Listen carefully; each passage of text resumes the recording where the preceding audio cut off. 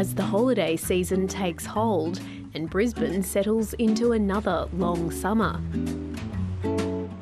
There's a sudden flurry of activity inside Queensland's halls of power.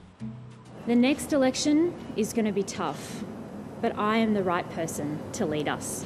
I am focused, absolutely focused on delivering better, more focused government for Queenslanders. After 10 years, that's the way politics works.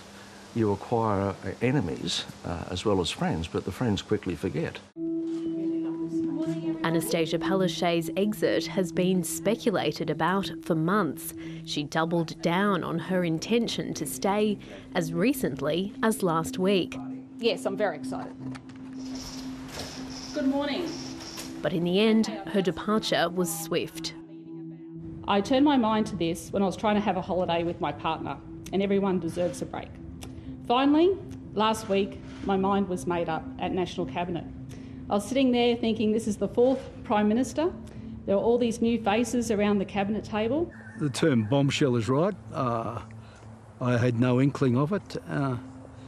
And she's picked the time well, in my view, of her own choosing. Very few leaders get that sort of foresight to say, look, time to go, and she's left on her own terms, and good on her.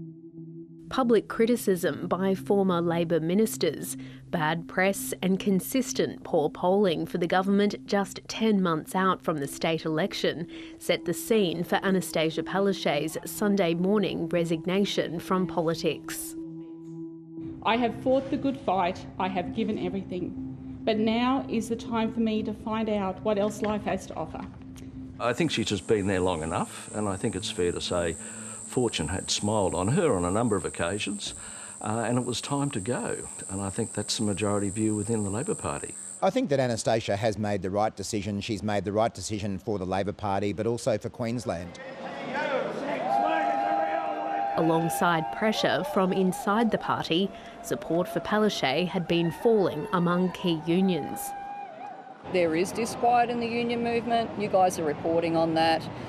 But in terms of the leadership issues, there are processes for that to happen in. It was internal machinations of the Labor Party who made this decision, not Queenslanders. It should have been Queenslanders that got the chance to vote on who should be the next government and the next Premier, not undermining ministers and not factional warlords in the Labor Party. There are issues bubbling below the surface which have nothing to do with personalities, such as youth crime, particularly in some of the marginal seats in the inner cities, and the wacky decision about knocking down the Gabba, which is going to unite a lot of people on the south side of Brisbane against the government. Securing the Olympics for southeast Queensland rates among Annastacia Palaszczuk's major achievements, and her legacy as a COVID Premier put her in the national spotlight. I think there was a huge personal toll on those leaders in having to deal with that pandemic every single day. I do think there is a point of time with modern leaders that these things take a toll, and it may not be obvious immediately, but I think over time it does. The outgoing Premier will go down in Labor annals as a hero. She led the party to victory after just one term in opposition, spending nearly 9 years in the top job. When I led this party from an opposition of just 7 members, I said that the first election would be like climbing Mount Everest. I went on to climb that mountain twice more. I don't need to do it again. She restored public services after the savage cuts that we saw under the Newman LNP government, restored frontline services in a way that hadn't been done in Queensland before.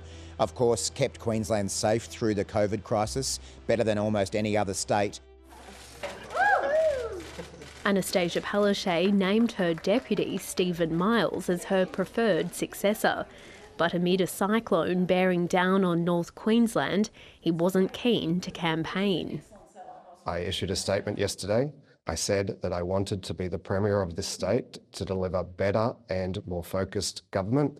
That is my position. And today, more than any other day, delivering that means focusing on the safety of Queenslanders. We've got a cyclone bearing down on the coast, and the government is talking about themselves. Can you believe it? By contrast, Health Minister and former Attorney General Shannon Fenman was more than willing to state her case, casting herself as a fresh option to lead the government. Now is the time for renewal. And that means we may have to do some things differently.